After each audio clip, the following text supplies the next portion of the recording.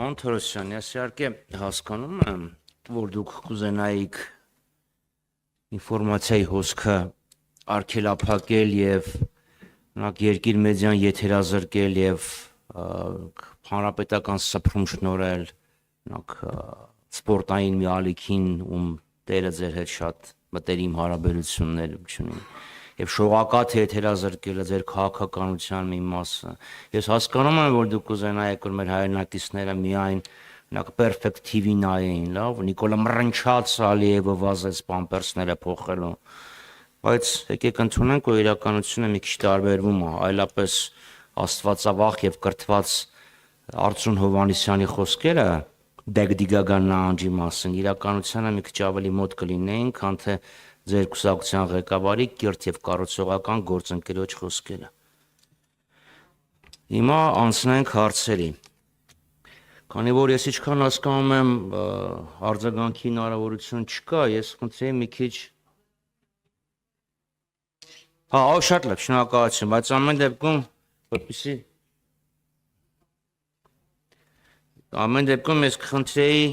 շատ լավ, կխնդրեի հարցերին սպառիչ պատասխանել, որ արձագանքի կարիք չլինի։ Ես ձեզ պարոն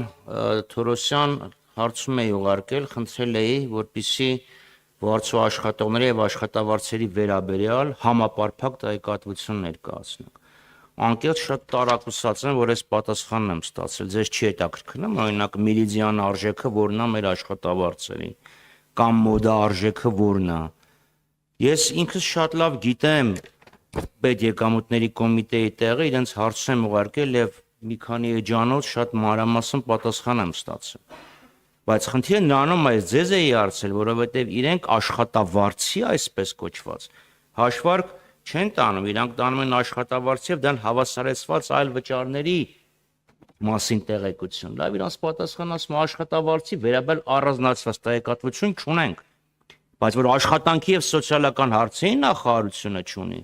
դա ներողություն եմ խնդրում, էլի մի քիչ անհասկանալի է։ Խնդրեմ ներկայացեք ինձ Մերիդիան արժեքը։ Մերիդիան արժեք, ներողություն եմ խնդրում։ Այլապես որ ասում եք միջին աշխատավարձը 300,000 է մոտավորապես։ Բայց մարդկանց մոտ են թյուր տպավորությունն է ստեղծում, թե կեսը այդքան է ստանում, կեսը մի քիչ ավելի շատ։ Մյուս խնդիրը, ես ձեզ պարոն նախարար, հարց էի ուղարկել, ձեր այս դեկտեմբերի 12-ի որոշման հետ կապված 1990L ծրագրի շահառուների որ մասն է վերադարձել ֆորմալ աշխատաշուկա, կոնկրետ որ մասն է եղել ստվերում, հիմա վերադարձել է ֆորմալ աշխատաշուկա։ Դուք ինձ ինչ եք պատասխանել։ Ծրագրի շրջանակում բոլոր հաստատված կարգավիճակ ունեցող դյումների դյումատուները ներկայացնելու պահին հանդիսացել են գրանցված աշխատողներ։ Բա բնականաբար այդ ծրագիրը գրանցված աշխատողներին է վերաբերում։ Ուղղակի այդ մարդը նոր աշխատանքի անցել, թե սևից մտել է սպիտակ դաշտ։ Տեսել եք ինչ եք ուղարկել։ Այսինքն հարցիս պատասխանը ձեր պատասխանն է, հա։ Մյուս խնդիրը։ Շատ լավ։ Մյուսը 1990 էլի բանաձևի հետ կա ներողություն որոշման հետ կապված։ Ձեր գնահատականներով ընդհանրապես այդ ձեր որոշումը կառավարության ընդունած ինչ ազդեցություն է ունեցել օրինակ Հայաստանի Հանրապետությունում անհուսալի վարկերի դինամիկայի վրա։ Ինձ որոշում ուսումնասիրություն արել եք, թե չէ։ Եվ չորրորդ հարցը, երբ այսօր նաև ձեր կուսակիցները դեմքը վարկեցին մի բանաձևի, որը պահանջում էր Ադրբեջանից ապահովել արցախցիների վերադարձը, իրենց բնորան, դուք ասում եք ապահովել այդ մարդկանց ինտեգրումը Հայաստանի հասարակությունում։ Ինձ հետաքրքիր է, դուք ինչ որ ծրագրեր ունեք, մասնավորապես վարելիքակսուկային նյութերի պահեստից զոհերի ընտանիքներին թիրախավորող, որովհետև այդ մարդիկ կորցրել են հարազատներին, շատերը կորցրել են իրենց միակ կերակրողին եւ որևէ աջակցություն կառավարությունից չեն ստանում։ Օրինակի տարբերություն 2020 թվականին, երբ կար դեկտեմբերի 17-ի որոշում, 2020 թվականի դեկտեմբերի 28-ից Ադրբեջանի Հանրապետության կողմից Արցախի Հանրապետության ուղղված պատերազմական գործողությունների հետևանքով քաղաքացիական անձանց զոհերի վերաբերյալ Հիմա այս կատեգորիան բացառապես որևէ աջակցություն չի ստանում։ Դուք ինչ որ ծրագիր ունեք մարդկանց կարիքները հոգալու համար։ Շնորհակալություն։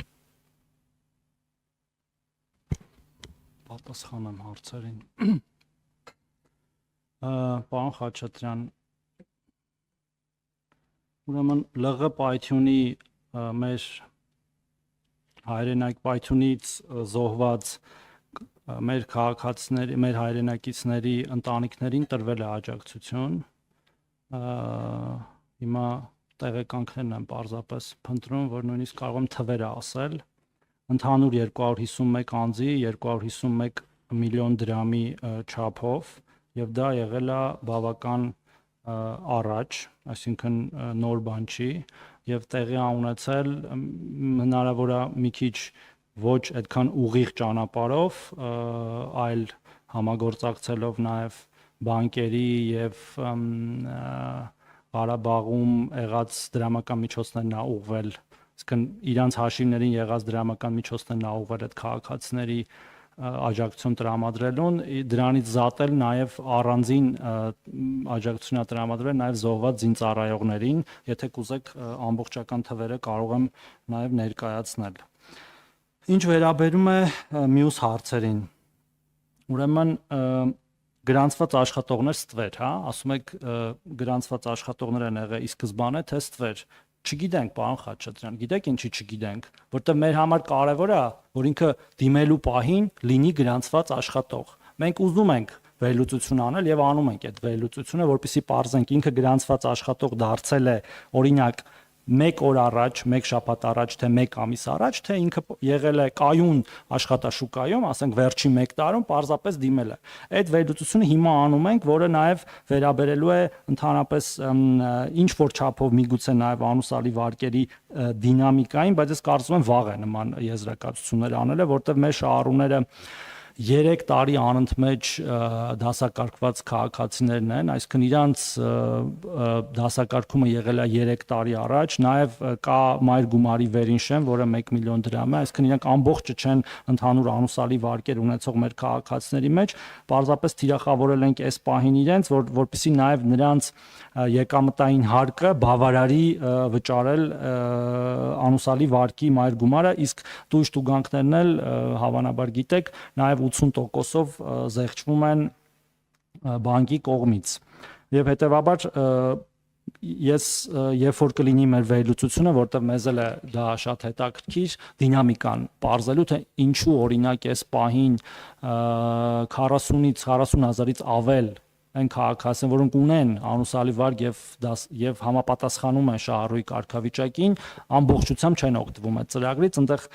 իրավական կարգավորումների հարց էլ կա, ու մենք ունենք քաղաքացիներ, որոնք ստանում են օրինակ կայուն 1 միլիոն դրամ աշխատավարձ ամսական, ունեն դասակարգված վարկ, անուսալի ըստ էության, 3 տարին էլ անցել է, բայց նրանք նորից չեն օգտվում այս ծրագրից, ես վստահ եմ նույնիսկ կարիք էլ չունեն օգտվելու այդ ծրագրից, որովհետև պարզվում է, որ նրանք նաև ունեն 5 կամ 6 տարբեր տեսակի գույքեր եւ աշխատավարձի վրա չի դրվել արգելանք հարկադիր ակտերի կատարման ծառայության կողմից, այլ մի գույքի վրա է դրված արգելանքը եւ իրենց համար իրենց կենսագործունեությանը ըստ էության այդ անուսալի վարկը չի խոչընդոտում։ Այդպիսի քաղաքացիներ ունենք։ Իհարկե ունենք նաև որ օգտվել են այդ մեծ թվերով, բայց մեծամասնությունը փոքր թվերի մասին է եւ այդ դինամիկան ոչ այն դինամիկան, որ դուք ասացիք, երևի կենտրոնական բանկի հետ մի քիչ ավելի երկարատև պերսպեկտիվայով է պետք նայել, թե այս ծրագիրը ինչքանով է ազդում ընդհանրապես անուսալի վարկերի դինամիկայի վրա, բայց մեր դինամիկան մենք ուսումնասիրում ենք, այսինքն ծրագրից օգտվող քաղաքացիների դինամիկան եւ ինչպես անենք, որ հնարավորինս շատ օգտվեն այդ ծրագրից եւ եթե մեզ կարող եք օգնել այդ հարցում, մենք միայն շնորհակալ կլինենք։ Ինչ վերաբերում է մեդիան աշխատավարձին, ես թեև դրա խիստ մասնագետը չեմ, բայց գիտեմ մոտավորապես դա ինչ է, ես հիմա չունեմ այդ թիվը։ Ձեզ պատասխանը միգուցե այդպես չպետք է լիներ, դեմ չեմ, եւ մենք պետքա ուզեինք, խնդրում եմ տենց խոժոր դեմք մի արեք, պարոն Խաչատրյան, մենք այո չունենք այդ վիճակագրությունը, որովհետև ունի պետական եկամուտների կոմիտեն, որը մեզ բարբերաբար տրամադրում է, երբ որ մենք ուզում ենք, մենք այդտեղ խնդիր ունենք նաև համաժամանակյա հասանելիության այդ տվյալների, որի շուրջ կաշխատենք, որպեսզի մեզ դա հասանելի նաև on-line ռեժիմով, որպեսզի այո, եւ մեր քաղաքականությունները մշակելիս մենք ամեն անգամ գրություններ չգրենք մեր գործընկերներին եւ սպասենք այդ գրությունների պատասխաններին, այլ ունենանք մշտական հասանելիություն, բայց նաև առիթը օգտագործելով եւս մեկ անգամ ուզում եմ ասել, որ մենք վերջի թվերով ունենք վճարվող աշխատատեղերի, այսինքն եկամտային հարկ վճարող աշխատատեղերի ըստ էության ռեկորդ 805,000-ի սահմաններում եւ դա խոսում է նաեւ նրա մասին, որ թե մեր տնտեսությունն է աճում, թե մեր քաղաքացիների զբաղվածությունը։ Պարոն Թորոսյան, ասում եք խոժոռեք նա, այդ ինչ որ ասեցիք գրեիք։ Այսինքն գրեիք, որ վիճակագրություն հիմա վիճակագրություն չվայելու մասին։ Լավ, մենք ուզում ենք դա հասկանանք, քանիցն ա եղել սևից ա մտել, քանիսը նոր ա եկել, որովհետև ֆորմալ աշխատատեղ այդ բառը ես հարցման մեջ ճակերտներով էի վերցրել, որովհետև բառացի Նիկոլ Փաշինյանին էի մեջ բերել։ Գրեիք, այս մի հարցը չէր առաջանա։ Հիմա մյուս խնդիրը մի քիչ ավելի, չգիտեմ, խոժոռվեմ, զարմանամ, որովհետև ասում եք այդ ինֆորմացիան մենք ունենք, ստանում ենք ՊԵԿ-ից, ՊԵԿ-ը ինձ գրել է, տեղեկացնում ենք, որ հարկային մամնում վարձու աշխատողների համար հաշվարկված եկամուտների դիսպերսիայի, մեդիանի եւ առավել հաջող հանդիպող արժեքի մոդայի մասին հաշվառում չի իրականացում, ուստի այդ մասով տեղեկություն չկրում տրամադրելու։ Հիմա մի օր որ հանդիպենք երեքով, ես դուք եւ Էդուարդ Հակոբյանը մի հատ հասկանանք ինչի ա ձեզ տվել, ինչ չի տվել, որովհետեւ դա պատգամավորի գործունեության երաշխիքների մասին օրենքի կոպիտ խախտում է։ Մյուսը որ ասում եք այդ ինֆորմացիան կենտրոնական բանկետ, իհարկե կարող եմ տրամադրել, ես 17 թվականից ունեմ, կարծում եմ ձեզ էլ կփոխանցեն, բայց իմ կարծիքով շատ հետաքրքիր էր, որտեվ եթե մենք ունենք մինչև 250,000 դրամ սպառողական վարկ ունեցող անձանց շեշտակի աճ, դա վարկառուների թիվը 47670 17 թվականի հոկտեմբերի 1-ին եւ 136511 25 թվականի հոկտեմբերի 1-ի դրությամբ, սա նշանակում է սոցիալական բարեկեցությունը չի աճել։ Այսինքն այդ մարդիկ ոչ միայն իրանք 250,000 դրամ չունեն, այլ չունեն մեկը, ումից կարող են գնան եւ պարտք վերցնեն այդ անտեր ԴԱԿ-ի փողը տան վերջացնեն։ Այդ բավականին լուրջ խնդիր է, բավականին լուրջ վերլուծության արդյունք, վերլուծության կարոտ է։ Ոչ թե ստորագրեն, ասեն էս չունենք եւ այլն։ Ելն եմ ասում, ես հասկանում եմ, որ նախարարը զբաղված է եւ գրություններ ապարատն է կազմակերպում, բայց ես հիմա կփոխանցեմ, դուք կարծեմ ապարատի հետ բիժիշտ կլինի խոսել։ 1 միլիոն դրամը վառելիքաքսուկային պահեստի պայթյունի տանքով, ես գիտեմ, որ այդ 1 միլիոնը գերեզմանի փողը տրամադրվել է, աղբյուրն է գիտեմ, դուք էլ ասացիք, դա Ղարաբաղի կառավարության գումարն է, որը սառեցված է, իրան գոնե ծախսելու հնարավորություն չունեն, բայց կառավարության որոշումը, որի վրա ես հղում կատարեցի, ինքը նաև կարգավիճակ է ենթադրում, որ մարդիկ կարգավիճակ ունենան հավասար այն նույն կարգավիճակին, որը տրվել է 2020 թվականի զոհերի քաղաքացիական, պատերազմի քաղաքացիական զորքին, ավելին ասեմ, կա վերաքննիչ դատարանի որոշում, որը հստակ գրել է, որ այդ մարդիկ դժբախտ պատահարի զոհ չեն, դա պատերազմական գործողությունների հետևանքի զոհ է, եւ դրա համար ես առաջարկում եմ գալիք բյուջեում այս հատվածը օգտագործել եւ նաեւ ինչ որ մի բան այդ հարցում այդ ուղղությամբ ներառել։ Շնորհակալություն։ Պարոն Խաչատրյան, վերջի մասով այդ հարցը քննարկումների փուլում է, այսինքն մշտական եղել է, այնպես չի, որ ինչ որ մի փուլում մոռացվել են մեր այդ հայրենակիցները եւ եթե ինչ որ եզրահանգման գանք,